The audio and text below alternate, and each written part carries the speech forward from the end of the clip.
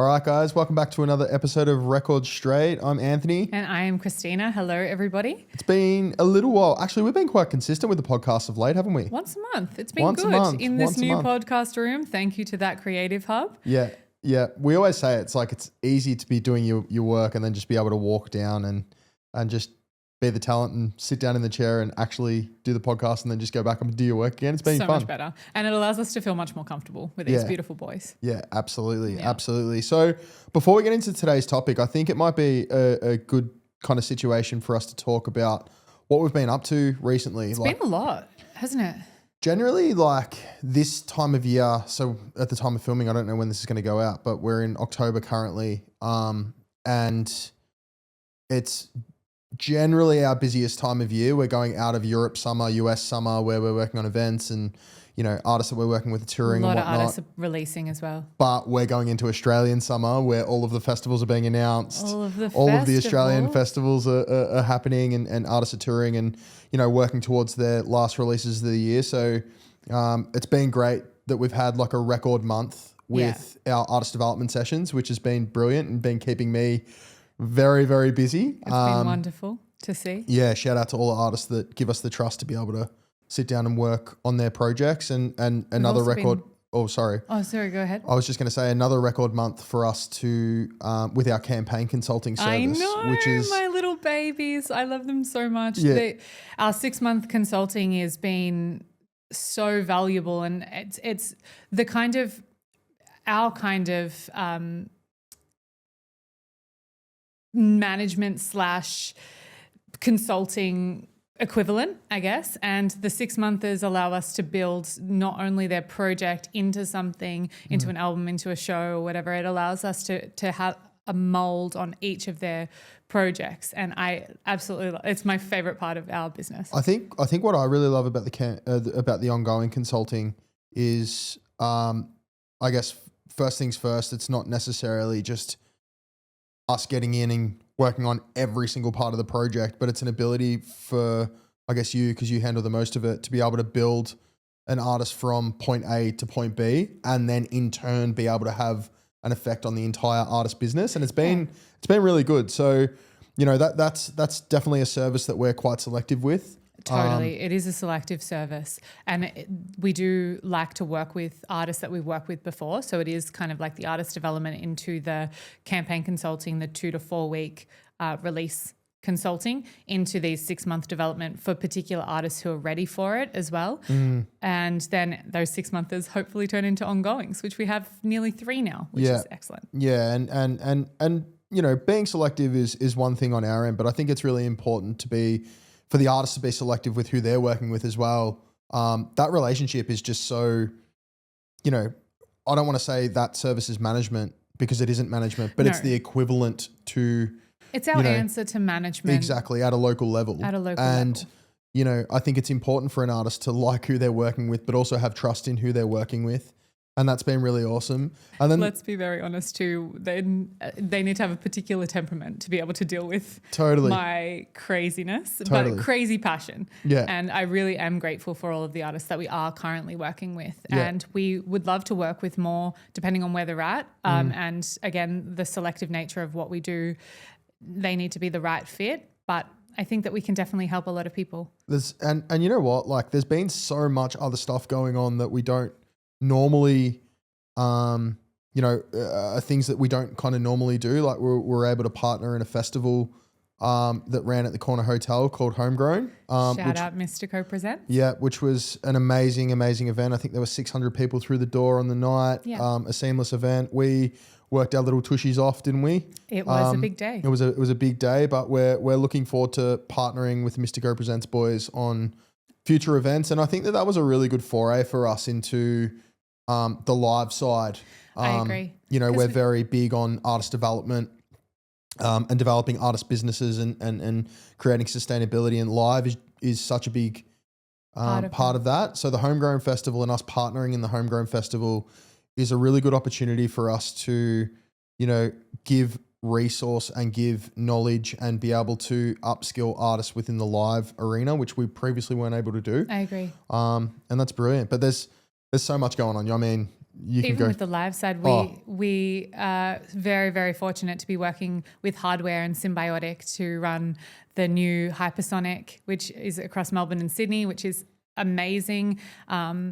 And they're kind of other events in Perth called Hyper Rave and So Luna that works Melbourne, Sydney, Adelaide. So that's kept me very, very busy, but I am very, very grateful for those opportunities as well. Publicity's really taken a hold. It's the time of the year. It is, yeah. It's that And time of then the year. that's not to mention all the other wonderful artists that we're working with in between. Yeah, the label service and social strat is killing it as well.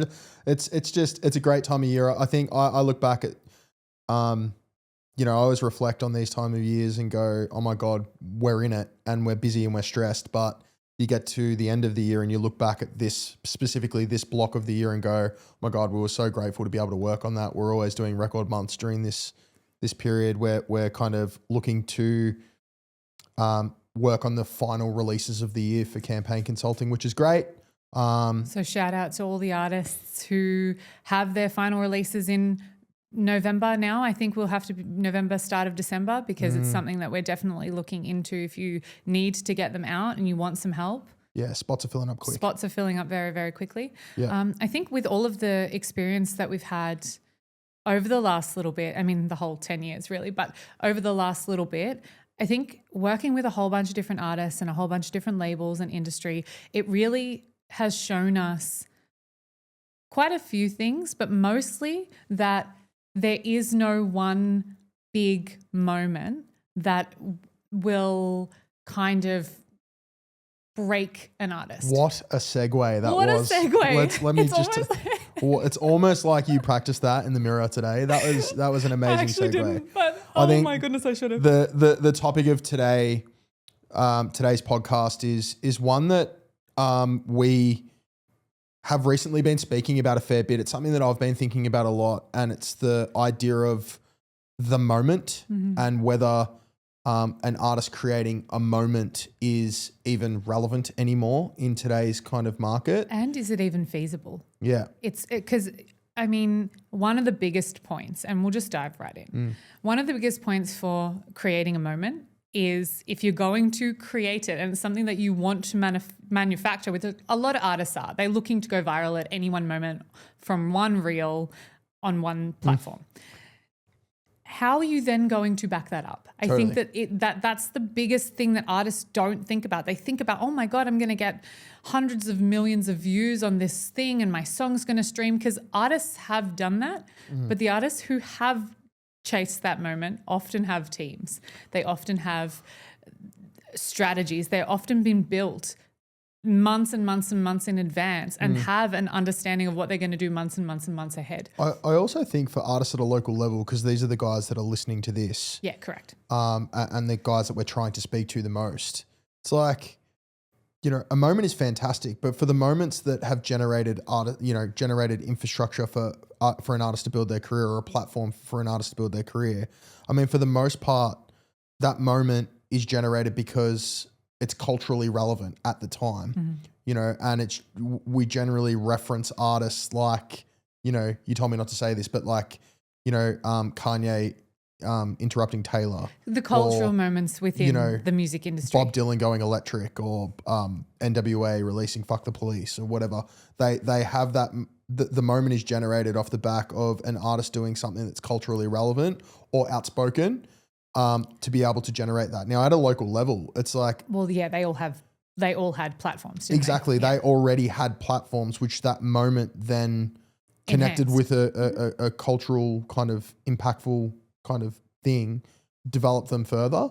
And I think artists at a local level who are looking to develop a moment are really just looking for virality and something quick. And like you mentioned, like the infrastructure not being there, it means nothing. It means nothing. I mean, it does mean something. You can get the millions of views and streams, and unless you are willing to then work really hard. Like, how many campaigns have we worked on where there has been a moment and it has worked for the artist, but then the moment dies off because there is so much content, there's so much promotion, there's so many other artists. It's a drop in the bucket after, at max, maybe 2 years, 3 years. And then if you're not able to follow that up, or you're not able to recreate that moment, which a lot of artists chase, then it really means It ceases to be relevant. well, yeah. And I mean, you can still have that one hit wonder, but I mean, does it mean anything after that? Exactly. I think, with that, I think moments within context work, and within, again, whether there's cultural relevance to it, or, something gets picked up randomly, or whatever it may be, those things are still great to be able to capitalize on moving forward. Totally. But I think they are so few and far between that it is something that's immeasurable. I think one thing that I kind of wanted to expand on that you were talking about was, because there is so much happening now with not only the accessibility to music, but the accessibility to be able to become an artist these days. Every man and his dog is either in a band, a producer, or is an artist, or, is doing some form of artistic venture. And so when you're putting that online consistently, audiences are being consistently bombarded every second of the day. Yeah. And so it's really important to understand that even if a moment is generated, it's there for 1 second, it's gone the next. So I guess my question is, what do artists do? How do we generate an artist business if a moment isn't something that, we can't quantify or measure? That's a great question. I think first and foremost, instead of chasing the moment, chase consistency. 100%. Chase the ability to engage and connect with audiences, and chase the access that you have to your audiences in ways that are creative and different. There are the three things that I tell my little babies. Yeah. But honestly, it reigns so true. We know this even from day-to-day life in business. If we show up every single day and we are consistent, in 6 months, 12 months, we're able to have this amazing month that we've had, or have the kind of rest of the year working with amazing artists. And I think that the consistency of an artist needs to, they need to be aware that it's not just posting promotional stuff every day. It's not just saying I'm going to have 4 songs out in a year. It's what works around that to build the consistency. What works on your narrative, what works on your shows, what works on your industry growth, what works on your media growth, what works on your connection with an audience. Are you doing intimate live shows? Are you showing your personality? Are you doing all of these things that aren't going to make you viral, but are going to show your audiences who you are, why they should care, and how they can then have value from you in whatever way, whether it's music or personality or because you look good or whatever it is. That's great. I think what you're really saying is like process. Yeah. Instead of kind of working towards something that may or may not happen, a moment, being able to lean on the process of every part of an artist's development and being consistent within those areas are able to push you forward to the next thing, to the next thing, to the next thing. Developing a catalog, being able to communicate that catalog, and then being able to leverage that into areas of, growth, whether that be touring or whether that be developing more data or social growth, brand alignments, whatever. Which is what we preach almost all the time. Yeah. So I guess outside of the consistency, do you want to talk a little bit about connection? Because I think that also goes hand in hand. Yeah, I think the difference between, in this context, the difference between a moment and, the market that we're in now with the oversaturation of artists and the oversaturation of the audience of the content that's being shared. And the oversimplification of promotion. Yeah. Like I think artists only go, I'm going to put my artwork out, I'm going to put my little teaser video, and that's it. Totally. I think the advantage now compared to what it was in the 90s or the early 2000s was, in the 90s and the early 2000s, you needed that moment, that awareness to be able to generate an audience because, we needed to go far and wide to be able to develop that in. Whereas now we have direct connection with our audience. We're Correct. able to go directly to, Ethan and say, here is Shout my out, song, and be able to develop that further and mold that relationship into something real. Yeah. So I think now it's less about going wide and trying to get in front of, 6 billion people on the planet. It's about going really narrow to the 30 to 100 people within a specific niche community, being able to develop that relationship, develop discovery, have that discovery turn into a relationship with an artist essentially, because really that's what it is. Yeah. And then be able to develop that over a catalog and keep people interested. Absolutely. I think that is way more meaningful than just generating a moment. Cultural moments can get built off the back of that process as opposed to looking for the moment first and then developing connection off the back of that. Connection's just got to come first today, right now. Connection with audiences and also connection with industry and media totally. and streaming. It doesn't just sit within socials. And I think that that's a trap that a lot of artists fall into, is that socials are a way that you can create and generate awareness. Yeah. But what are you doing to create and generate engagement? And I think media is a way to create awareness and industry is a way to create awareness. But what are you doing to generate engagement? And you said a really important part that I really want to just touch on. Yeah. Developing data. We say it all the time, but developing data and being able to take your social media and take the music article and to take your Triple J play or whatever it is and have that as your kind of overarching point that you're trying to communicate. It's essentially like an entry point into a funnel. Yeah. And I was talking about this with New Delica, who we're doing the ongoing consulting with. It's about taking all of that, showcasing your narrative, taking that awareness, and then funneling it in to people who are more likely to care. And you do that through ads, you do that through shows and ticket sales, through merch. You do that on social media, through broadcast channels, through close friends stories, through invite-only events, through EDM mailing lists, and then you build it even further to the point where you're actively talking to audiences. There are so many massive artists that still do like WhatsApp groups and stuff where it might not be them, I don't know. But Fred again built his whole career off the back of that. Well, how many things did he sell out because of those secret WhatsApp groups? And people love it. Yeah. And I think that, getting to the bottom of that funnel, you really only need 500 max super fans to create a sustainable career.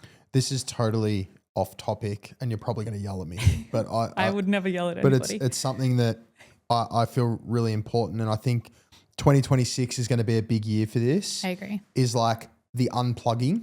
So like, the ability for an artist to create a in real life experience for select fans and have it not be on social media or not consistently shared. Like the unplugging, I heard something the other day, the unplugging of Gen Z will then affect, the generations that come before it. So and there the way will that they be consume music. Exactly. So being able to provide, for a fan to be able to provide that data to get further access to a show that only specific people get access to, that is an experience that's essentially a secret, that access is way more important than a cultural moment and not being able to collect the data off the back of it. And it also, it might even build into that cultural moment because it allows for exclusivity and people go, oh my gosh, like the Fred again thing in Melbourne was so important for the way that you can communicate with audiences that isn't via social media. Yeah. And it created this took Melbourne by storm, basically. I'm sure all of Australia. I mean, it was just like, obviously, in the background, the promoters knew that, the teams were coming down. Yeah, the teams were coming down and that venue probably would have been, or obviously would have been booked in and all of that kind of stuff. But the ability for an artist like that to be able to take a story on Instagram of his plane and saying, I will be in Melbourne tomorrow, hit me up if you want to come to the show, and selling out 2 Rod Laver arenas or whatever it was. I think I might have got that wrong. But like that is powerful. And that is way more important than being able to, just say, just generate some form of virality and not be able to do anything with it. Absolutely. Not be able to sell any tickets or, because that translates. It's translating culturally to, people who are invested in that type of music or that type of artist. You know, it has cultural impact in, for example, we'll talk about Melbourne because we're here, but it has cultural impact with, a specific group of people in Melbourne that want to buy those tickets. So, discovery first, demand second, Connection. Data, Last. that's connection. Yeah, totally. And I think it's just way more feasible and way more measurable than just hoping for a moment. Totally. And the moment will come off the back of that. I think I have 2 points, and they're both a little bit separate from that. I think for an independent artist, because that's who we're primarily talking about, it doesn't have to be a DM me and a private jet and whatever. Like that's the creativity of the artist and the artist's access. So the 2 points are independent artists can do it. And you need to be really creative now with the way that you engage and connect with audiences. Is it not about them creating discovery first? Because I see it. It is. I don't know if you disagree with this, but I see this as two different things. Like an artist at an independent and local level, if they were to just take a photo of a plane and say, I'm going to be in Sydney tomorrow night. No one cares. No one cares because they haven't got that discovery yet. Correct. So for me, I feel like it splits into two. It's discovery first, then leveraging that discovery into demand later. Totally. Well, building that discovery, yes. Exactly. But I just also want to kind of encourage artists. If you're at a particular point where you've got 50 to 100 people in your EDM list and you're continually trying to build that and your consistency is up and you're releasing and you're starting to see growth, it is not within, like outside of the realm to do an intimate little acoustic thing. Oh, do you no know what way. I mean? That's what I just want to translate that. It's not a Rod Laver Arena sellout, Fred again, like the only artist that can do that. That we're working at the moment on an intimate live event and it's like 40 people. Yeah.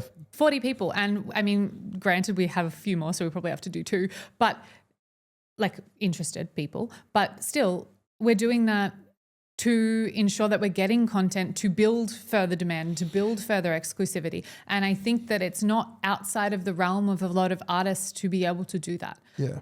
It builds, it builds value, right? Like a listener feels valued and they feel a part of a project when they have discovered the act. They feel like they've been with that act from day one. Yep. And then to have the ability to go, I have access to, so-and-so's project because I've been here and I've opted in, and to be able to get this experience. Yeah. And I've been personally invited, or I feel as though that artist knows exactly who I am and that I've been there for that whole time. That creates so much connection that they're never going to leave. I think this is going to be really harsh on a lot of the independent artists that are listening to this, but I think 99 I think 99% of independent and local artists do not value their audience.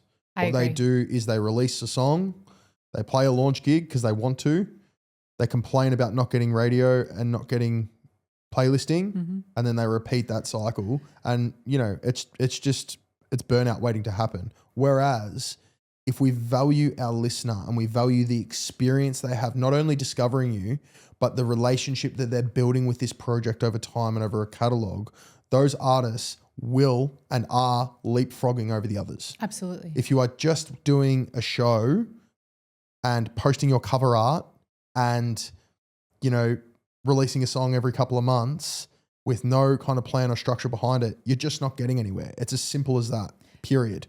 I agree. And I think that that's where creativity comes into it. Like artists, again, they view the creativity of the actual creation of the song, but they don't view the creativity of the promotion or offering early access or offering some kind of collaborative tool or some kind of collaborative promotion with the audience member to allow them to feel more part of the project. And I think that's a huge piece of the puzzle that artists are missing when they are looking for that moment, then or building their audiences. They don't seek the audience interaction. No. They don't seek the engagement. They almost expect it. Yeah. And they post their stuff and, oh my God, because I'm a particular type of aesthetic, or because I have a really good song, or because I am, whatever. Artists automatically assume that audiences are going to care. It does not happen like that anymore. It doesn't. You could for a while, for sure. I base a lot of my judgment of artists off, oh, he's kind of cute or whatever, Sorry. But, like Damiano David, the only reason that I started following him to begin with was I was like, I like his tats and his voice is unreal. Yeah. But the connection points of what he does and how he builds is so important. And again, huge artist, but same thing. And that builds off the catalog. I think this is again going off topic from the moment, but it kind of all fits in. I shared a graphic that I created a couple of weeks ago, and it was titled the artist business. And essentially you have the artist at the top because they are the main kind of portrayer of their project. Under that, you have your musical catalog, which is the artist's main asset. Yes. That is the thing that brings all of the audiences in. That's what's generates interest. That is what over time develops more interest and develops your narrative. But off the musical catalog is where we start to build a business. We start to develop in touring or live shows. We start to develop in sync and licensing. We start to develop in other territories. We start to develop in merchandise. Even off the back of doing things like, we speak about this all the time now, where an artist has a song. It's like, let's release a remix. Let's release a sped up version. Let's release an instrumental. Let's release a live version, because what that does is it pushes the original catalog. Catalog does not have an expiry date. I'm arguing with an artist on Threads about this at the moment. Like we're in the midst of a beef right now. Catalog doesn't have an expiry date. So if you have a single, there's no reason why we can't continue to push that original single in the years to come, because there are a multitude of things that we can do to develop that. Create and sell merchandise. Yeah. Do the alternate versions like I was speaking about prior. Be able to continue to communicate that through playlisting and provide data to the platforms. And have that be a consistent part of the narrative moving forward. Honestly, way more important than a moment. You spoke to me about this maybe last week or the week before, and it rang so true. It was so simple. And you were like, why shouldn't we just continue that merchandise thread? Because I was like, oh, now we have to have a new merchandise for this new song. And you're like, why? And I was like, oh, because it's a new song and a new narrative, whatever. And you're like, no, just it's the same person, it's the same artist, just keep the same merchandise. Because you're building a catalog. Because that makes so much sense. There's and the music catalog, there's the a merch. year later. Yeah. It's and I think it does just bear repeating, because it's something that I didn't actually think about until you said it. And I was like, oh, we should just keep that as the main piece of merchandise. Why wouldn't we do that? I'm smart. Who would have thunk it? No, it was very, very clever. But yeah, I think outside of the other building of businesses in the graphic, it also is building relationships with media, building relationships with industry. Yeah. So you got it, building relationships with other artists. I think that there are a lot of different things that artists need to do, independent artists need to do, to be able to grow and have it consistently grow, instead of chasing that viral moment, instead of making the perfect reel. Build all of these different... Build a business. Build all of these different things and stay consistent. And you will see within a 6-month period, within a 1-year period, how far the growth is outside of just, I'm going to make the next big reel. And that kind of leads to expectation as well. It's like, totally. I think the biggest thing with what we do on the consulting side with local artists is almost being like a human handbrake, like telling an artist, hey, your expectation for this is actually a little bit too high. Let's spread it out over a longer time, over multiple releases. An artist should never really be putting their expectations of their entire project into one release or one EP or one album or one show. It's about consistently touching, consistently creating that communication, consistently developing and streamlining processes and systems, essentially. And building relationships with your audience. Yeah. Why would they care? I think that's the biggest thing. Like an artist manager actually said to me the other day, my artist says, I don't really care about any of this stuff. I just want to be famous. Drop them. I was like, oh boy, that is the worst sentence that they can say, because they are not willing to, they're chasing that moment. but they're not willing to put any of the work in. Yeah, Like drop 'em. at what point? Like, you know, you could be the best artist in the world and you still have to put the work in, you know? Even when you're big, like huge artists, who would you say is like one of the biggest artists, like Dua Lipa, right? She's still putting in hard fucking work every night, day in, day out in these stadium shows. Like that would be unreal to do. And she's consistently putting out music. There's consistent stuff happening. That still is hard work, guys. Fame doesn't just come and then you do nothing, and you got to get there first. Yeah. And I think that it's all fine and well if you want to be famous, but please understand what that looks like for you. Please put it down in writing and figure out The process. what you're going to do to get there, and stop chasing that as the moment, because it doesn't fucking work. It doesn't. And it just won't. Like, Yeah. it just won't. I think this conversation, we've gone up, down, left and right and around in circles. But I think the main kind of point of this is that are moments still relevant? Well, they can be, absolutely, but only within the context of having infrastructure behind that an artist can build upon. And an understanding of how you're manufacturing it and how to further manufacture Yeah. another moment, which is very hard. Off the back of that, you know, and what the alternative is to just chasing a moment. Which is what we would recommend. Is the process, developing, you know, how you're going to communicate, how you're going to be consistent, and how you're going to ultimately develop over a longer period, over a catalog, and how you're going to generate that sustainability. Okay. You know, I keep saying the word artist business, but that's what it is. You know, if we're looking to develop a sustainable career out of this, we're developing a business. Totally. You know, and we've got to think about it that way, whether it's icky or not. And so Well, it's regardless. I think time has gone by now where the artist can just be the creative. Yeah. You need to, unfortunately and fortunately, like the artist has the access and the ability and the capability and they need to have the desire to build it themselves. and damn, that's exciting. It's fucking exciting. Yeah, You it's have so all of the exciting. control, Yeah. and you just need a little bit of extra creativity, a little bit of extra gumption, a really effective and reliable strategy, which I just want to touch point instead of a moment, is the prioritizing connection with your audiences, prioritizing consistency across everything that you do, catalog, building the business, all of the different relationships that you have to build, the live side, all of those different touch points, and offering some sort of incentive for an audience, for industry to want to build you. Totally. Because once you get all of that, fame, the moment, whatever you want to call it, that comes. It will come in whatever that looks like for you. It's just there's a lot of different things that need to happen first. 100%. And it's all within your control. It is so exciting. 100%. I think that's a really good kind of bow on this episode.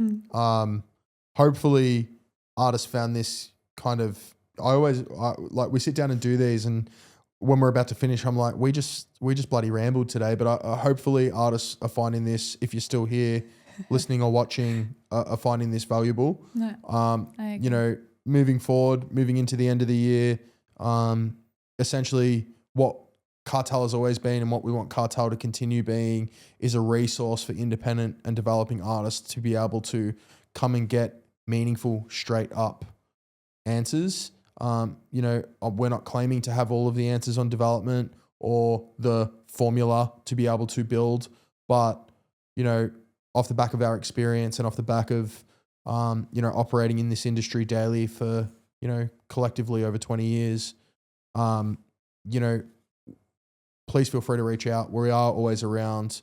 I know that we are quite brutal on social media and sometimes in the podcast as well, but that shouldn't kind of affect any kind of relationships that we're trying to build with artists. Please hit us up. Please ask us your questions.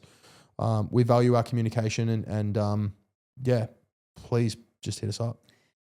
That's a beautiful ending to this episode. So thank you so much for listening, everybody. Thank you to That Creative Hub for having us, and we will catch you next time. Oodaloo. Bye-bye.